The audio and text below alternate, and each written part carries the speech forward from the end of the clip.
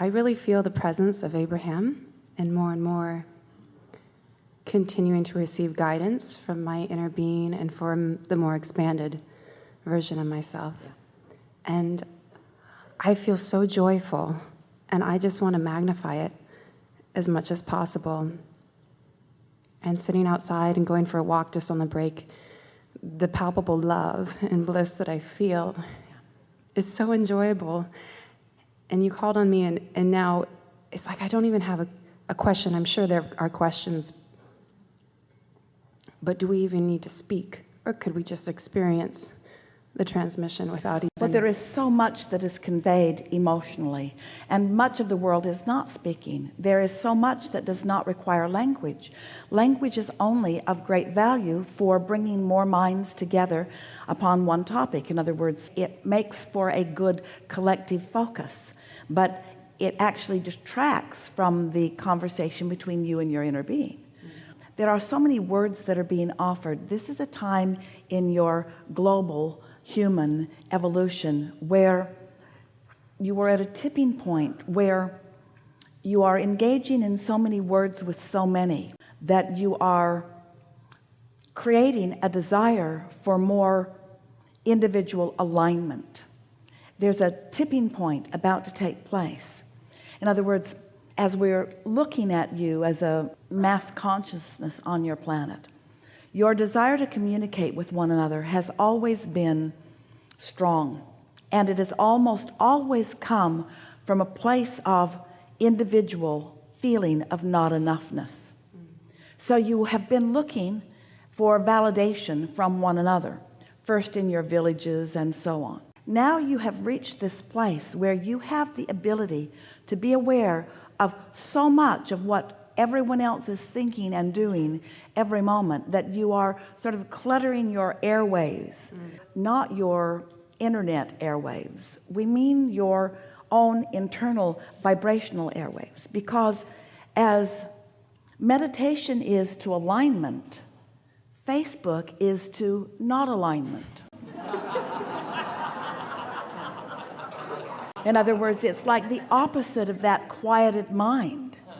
And so what's happening with the sort of tipping of the balance or the contrast that you're living is that now more are asking for that. Solitude isn't the right word. Solitude, humans translate as loneliness. We don't mean solitude. We mean oneness. We mean alignment. We mean being in the vibrational attitude of that broader perspective, so that you hold then the attitude of that broader perspective.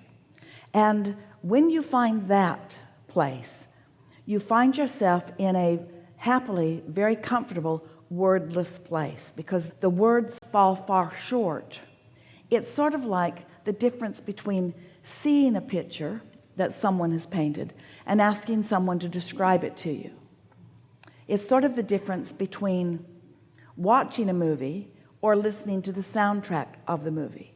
In other words, there is so much more that life can show you, and we're not trying to talk you out of your words, but your question is asking. It is a representation of what so much of the world is reaching for, which is alignment. That's what you're seeking. So you've been looking for alignment through validation from others. Am I pretty? Do you like the way I look? Do you like the way I'm dressed? Do you like the way I'm living? Do you like the car I'm driving? Do I fit in this way and in this way and in this way? And humans want to call that a sort of superficial approach to life, and yet almost everyone is getting most of their feeling about themselves as it is being translated back from someone else. And so it's a distorted point of view that you're getting back. It's a distorted feedback that you're getting back. Where now what you're hungering for, what you're yearning for, and we are blessing the internet and Facebook and all of your interaction for this desire that is being so powerfully born within so many of you. You're hungering for your alignment with Source. You are hungering for that broader perspective. And you are not just hungering for it, you're finding it. And so that's why a feeling of alignment, of attunement, a feeling of love, a feeling of well-being, it's that stability that you're reaching for. And then once you find that, and then you move out, then you can begin conveying what you're feeling. We're not trying to talk you out of words. We are an example of someone who is standing before you, knowing you, loving you, knowing you completely, loving you completely. But it would be a far lesser experience if Esther was just standing here allowing us to look at you. Because some of you are in the receptive mode where you could hear what we mean. And certainly, if we spent time together, you would feel the love that we feel for you. But isn't it nice that in this alignment, Esther is able to find words that also convey that? And so that's what you're reaching for. You're reaching for alignment first, and then everything else that you want will follow that. Helpful? Yes. I would love to talk about music a little bit. I'm a musician, and I created this consciously 4 or 5 years ago with Abraham techniques, and really meditating with Abraham and meditating every day and dreaming up what it would feel like to be performing. And I've written several songs since then, and I had probably the biggest gig I've ever had last night, and I've only played probably 4 or 5 gigs all year, something around that. And I've been thinking about how to get to the next potential with my voice. I had a dream last night where I actually experienced God, and my interpretation of what God was in the dream, come through me, and I could feel it in my throat, in my voice. And I notice I'm sitting back there and I can feel all this tingling in my voice, and I'm passionate about what's possible, what's the next level of potential for me singing and clearly communicating with people and being a divine channel. And here's the thing that you want to know for sure, that if what you're living can produce within you a desire for something, in other words, as you're saying, what's next for my voice, that's different than saying, this I seek for my voice. Saying what's next is sort of allowing the vortex that you've already created, and there's plenty there. But saying, I know what's in my vortex, and right now I'm asking for this and this and this, that's when the specifics of that begin to bring to you right here, right now, the sensation of source actually working on your vocal cords, actually relaxing them. That's all that's happening. Relaxing them to allow you to allow them to express in the way your mind has already identified as possible. That made perfect sense to you, doesn't it? And we want to go back to this because we've been talking a lot about step 1, step 2, step 3, get into the allowing mode, allow what's in your vortex to be inspired to you. We've talked to you about that until you're almost at the point where you're wondering, am I supposed to think about anything I want anymore? Because we never talk about goal setting because you've already done the asking. We're talking about aligning with what you've asked for. But the thing about scripting, the thing about telling the story the way you want it to be, the thing about saying to the universe, I would like my voice to be able to do this and this and this, is that you've already put it into the vortex. So the potential of it is already there in terms of full manifestation. But by you making your statement here and now in an attitude of relaxed and positive expectation, then all of the impulses are then allowed. In other words, you're actually translating physically, cellularly, what needs to be done. Source knows it, is sending the signal. By you focusing in that way, you are allowing yourself to create it. This is when creation really begins to get fun. Because there's been a sort of argument that you've been fighting with yourselves about that goes, well, Abraham, am I the creator of my own reality? Or is my inner being the creator of my own reality and I'm supposed to just sort of chill out and follow the signals and the signs? And we say, remember, you put everything that you want in your vortex, but in many cases, you are not consciously aware exactly of what you've put there. And even more important, you don't know the proximity between the things that you've been asking for and their ability to manifest. Here's a simpler way of saying this to you. Your inner being knows where you stand vibrationally, emotionally, where you are in terms of readiness for everything that you've been asking for in your vortex. And your inner being knows the precise path of least resistance. Why is there any resistance at all? Because you've put it there. But the path of least resistance, why is there any resistance there at all? Because you have put it there. The path of least resistance. So your inner being knows what you want and where you are and what your resistance is and how to call you around it. You see what we're getting at? how to call you around it. So there's really no way that you can miss.